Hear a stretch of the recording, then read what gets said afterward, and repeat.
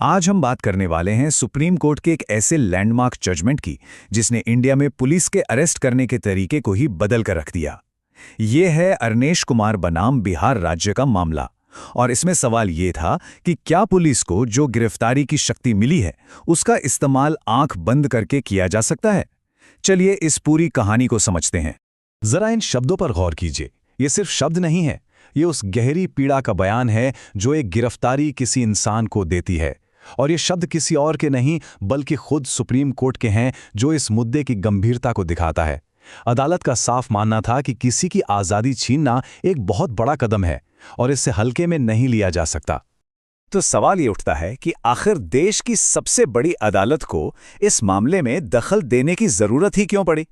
चलिए इस सेक्शन में हम ठीक उसी समस्या की जड़ तक चलते हैं जिसने इस ऐतिहासिक फैसले को जन्म दिया। अदालत ने एक बहुत चौंकाने वाली बात नोटिस की। एक कानून है सेक्शन 498A। ये बनाया तो गया था महिलाओं को दहेज उत्पीड़न से बचाने के लिए, एक ढाल की तरह। लेकिन कोर्ट ने पाया कि इसका बड़े पैमाने पर गलत इस्तेमाल हो रहा था।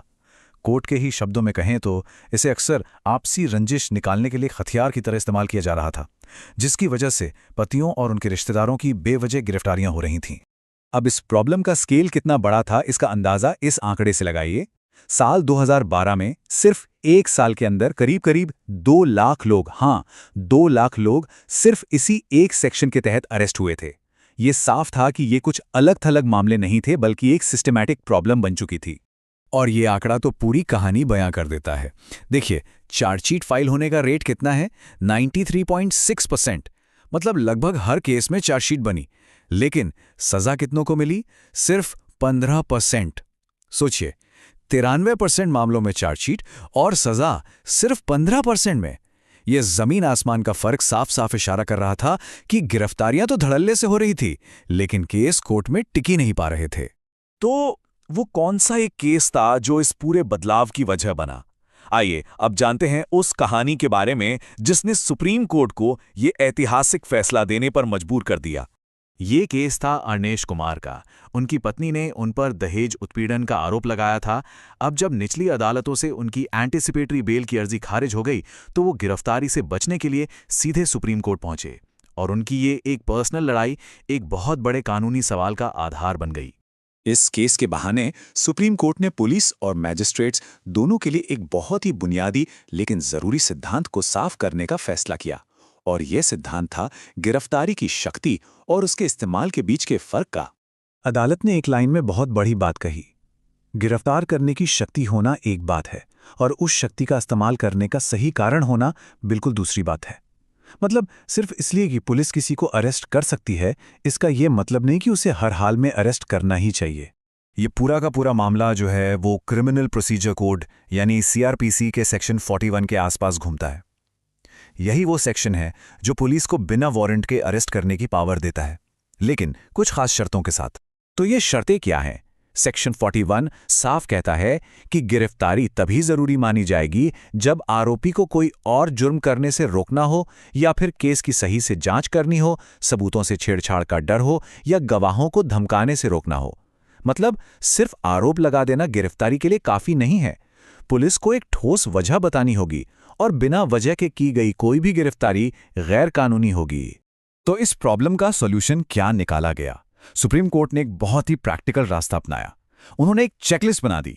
चलिए देखते हैं कि ये चेकलिस्ट क्या थी। कोर्ट ने एक पूरी प्रक्रिया तय कर दी जो अब फॉलो करना मैंडेटरी है। पुलिस ऑफिसर को गिरफ्तारी से पहले एक चेकलिस्ट भरनी होगी जिसमें उन्हें साफ साफ लिखना होगा कि सेक्शन 41 की कौन सी शर्त पूरी हो रही है जिसकी वजह से अरेस्ट जरूरी है। फिर वो भरी हुई चेकलिस्ट मैजिस्ट्रेट के पास जाएगी और मैजिस्ट्रेट को भी उन कारणों को देखकर ये रिकॉर्ड करना होगा कि वो पुलिस के कारणों से संतुष्ट हैं। इसके बिना आरोपी को हिरासत में नहीं रखा जा सकता।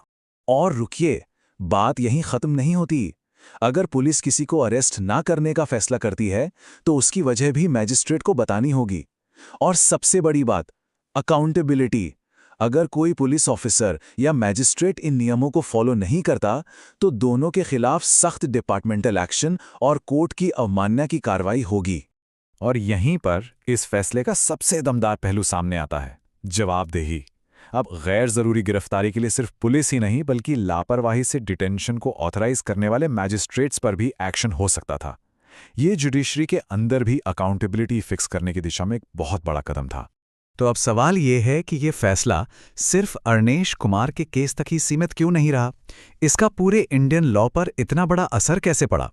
और इसका जवाब है फैसले के इस हिस्से में। सुप्रीम कोर्ट ने बिल्कुल साफ कर दिया कि ये गाइडलाइन सिर्फ दहेज के केस के लिए नहीं है।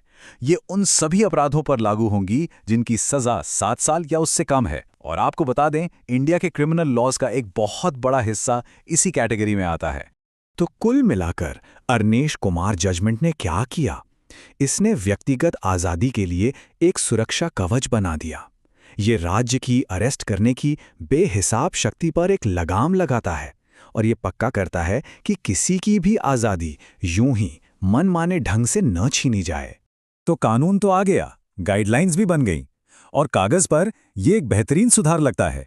लेकिन सबसे बड़ा और असली सवाल आज भी वही है, क्या एक चेकलिस्ट बना देने से जमीनी स्तर पर भारत में अरेस्ट करने का कल्चर वाकई बदला है? ये एक ऐसा सवाल है जिसका जवाब हम सबको मिलकर सोचना होगा।